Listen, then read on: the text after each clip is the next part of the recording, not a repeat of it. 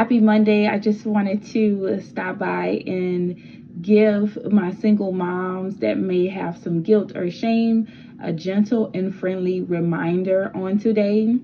So, at one point in time when I had made the decision to become a single mom, I was very guilty and shameful for just becoming a single mom instead of living in, or allow my child, to live in a two-parent household.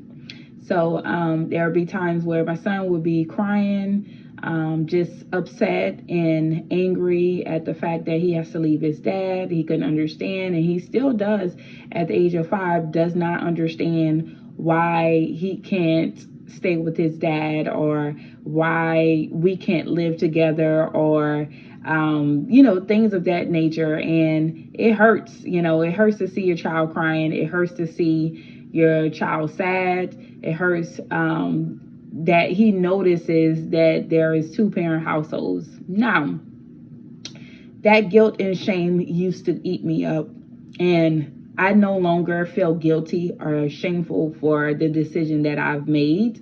And any mother that's out there that is feeling guilty, or shameful for choosing yourself, please, I want you to listen to this video as much as you can so that you can get out of that guilt and shame.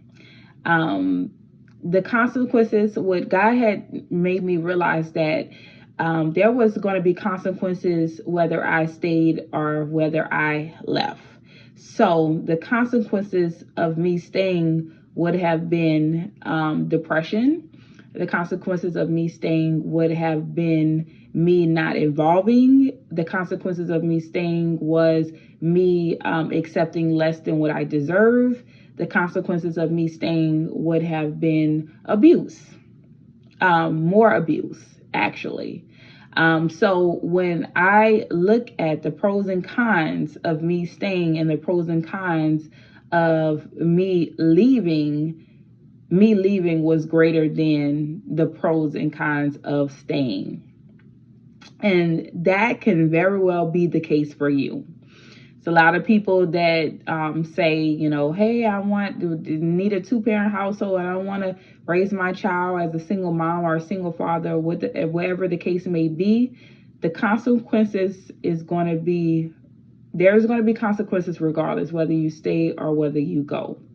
So I realized and came to the realization that my son deserves to see me happy. My son deserves to see me treated a certain type of way. And if I don't have that within an individual or a partner, I want to be able to treat myself a certain type of way.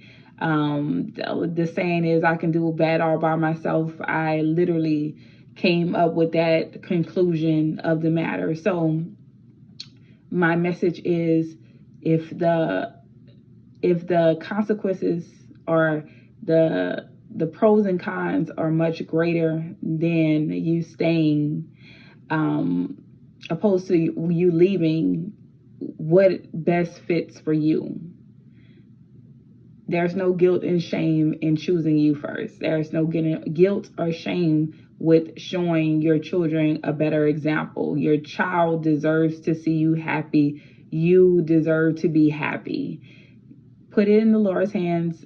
God will make sure that child is successful if you just pray, if you just fast, and you continue to put his name out in prayer and watch God and believe God that he will make your child out of something, no matter what the statistics say, or no matter what society says as far as being a single mom or a single parent or whatever the case may be. The odds are not greater than what God can do. The odds are not greater than God's plan for you and your household and your children. So if anybody or any mom is feeling guilty or shameful, don't, because I'm actually proud and I'm happy that you decided to choose you first. Thank you, you guys. You have a wonderful and happy evening. Love you. Talk to y'all soon. Bye-bye.